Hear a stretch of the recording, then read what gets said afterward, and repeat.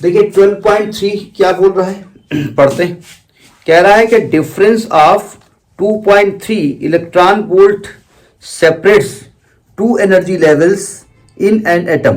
ठीक है, what is the frequency of radiations emitted when the atoms makes a transition from the upper level to the lower level.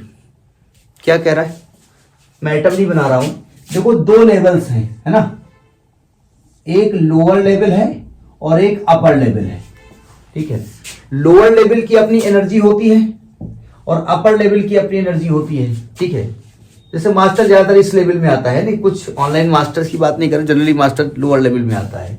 अब वो घर में कहता है 24,000 का मैं वो लेके आया हूँ, लिखा होता उसमें, अलग की बात होता 900 रुपए का ही है, वो उस लेवल पे नहीं जा सकता है। ठीक है, सुनो ध्यान से, अगर इस लोअर लेवल को अपर लेवल में ले जाना है तो क्या करना पड़ेगा, एनर्जी देनी पड़ेगी।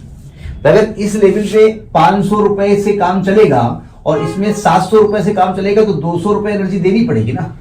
ठीक है, लेकिन ये जब भाई साहब वापस लौट के आएंगे तब, तो जब अगर भाई इस लेवल में अगर ज्यादा नक्शेबाजी दिखाओगे ना तो सोसाइटी बाइकआउट कर देगी। तो वो 700 एनर्जी का जब यहां पर आएगा तो उसे 200 एनर्जी यहां से गायब करनी पड़ेगी, वो काम नहीं चलेगी, वो एनर्जी के फॉर्म में जो है रेडिएट हो जाएगी। समझ में बात नहीं आई। तो ये लोअर लेवल एक इलेक्ट्रॉन, ये दो लेवल हैं, इन दो लेवल का जो एनर्जी डिफरेंस है वो 200 रुपए, वो डेल्टा ई है।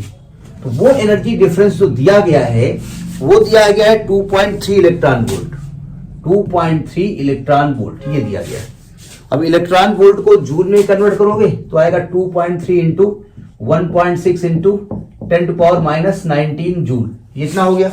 ठीक है, अब अगर कोई इलेक्ट्रॉन या एटम कह दो अगर लोअर से हायर में जाता तो उसको एनर्जी देनी पड़ती, इतनी नहीं देनी पड़ती।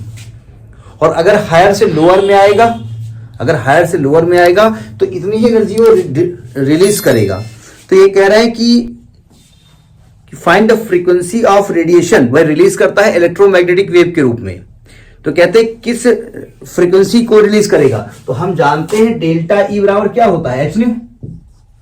तो न्यू आपसे पूछ रहा है डेल्टा ई अपॉन एच।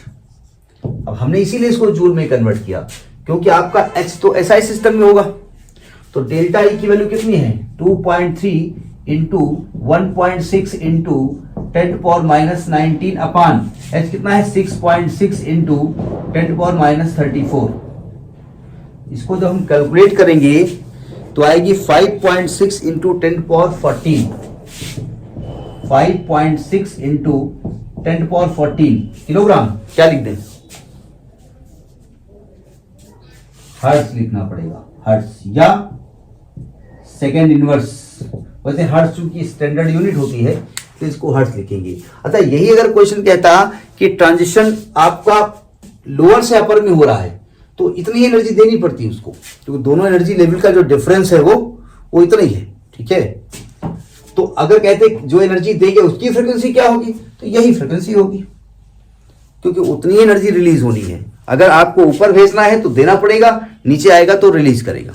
ठीक है, तो ये आपका 12.3 हो गया, नोट करिए।